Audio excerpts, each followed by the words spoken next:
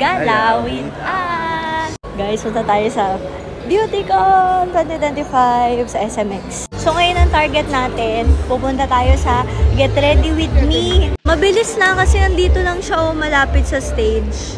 Guys, ang dami ng tao. Guys, madami sila dito mga promos and mga bundle.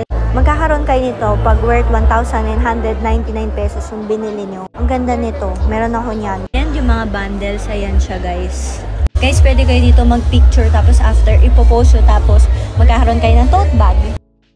Ganda. Pwede kayo mag-swatch dito guys. Ayan. Pwede kayo mag-picture dito. Ang cute nung bag. Then pwede kayo mag-swatch dito. Tapos guys, ito yung mga empties. Pwede kayo dito, magpasa sa kanila or magbigay. Tapos magkakaroon kayo ng limited edition nila na lip boost in the shade Hope. Ito pa yung ibang promos nila. Ibang taro yun. Maganda to, yung lip max. Ito yung mga nilalagay nila sa palette. Favorite ko dito yung kanilang mochi blush, this one. Tapos papatungan nyo siya ng powder blush para mas long lasting. New and improved na yung kanilang radiance tint. Yung bago nilang labas is the neutral green and also this one, medium warm peach. So ito yung ginagamit ko, yung medium peach pag magko-correct ako ng eye bags. Yung bago nila is naka rose gold cap na siya. Tapos guys, yung ngayon mas malaki na siya. Yung dati kasi is 10 ml, ngayon 12 ml na siya. Like look at that, ang laki na niya. And then ito yung swatch niya. This one is medium warm peach. Ito yung kulay niya. Yan. Tapos ano na siya? Bendable na lalo yung applicator. Like, look at that. Yan. Yes, 12 ml. So, ayan yung kulay niya.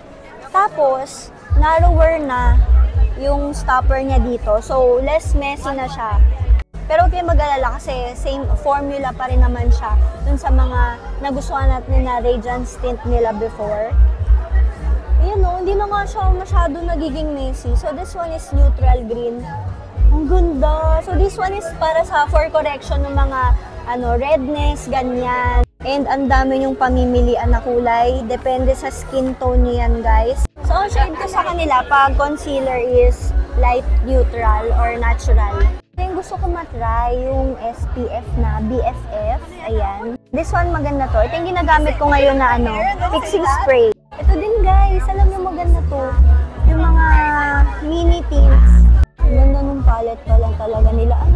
Uy, ang ganda nito.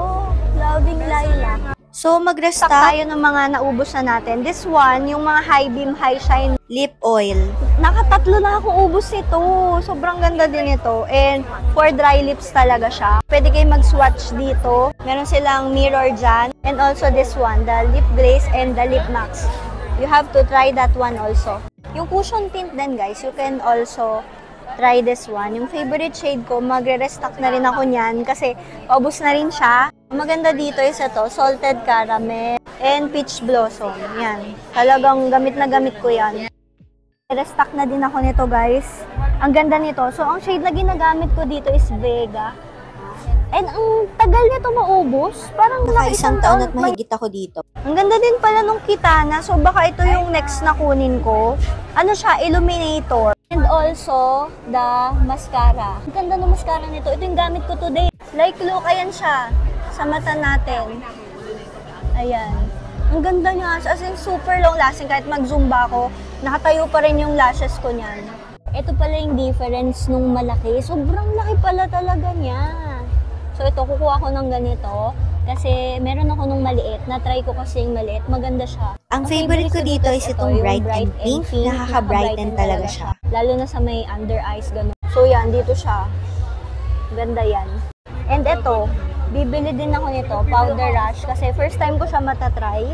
Ayan, so, the Lip Max. Ayan, try nyo din to, guys. Maganda din to for dry lips. And also, ayan nga, you can check yung kanila mga promos here. Sayang kasi, tingnan nyo, pag bumili kayo, may mga free.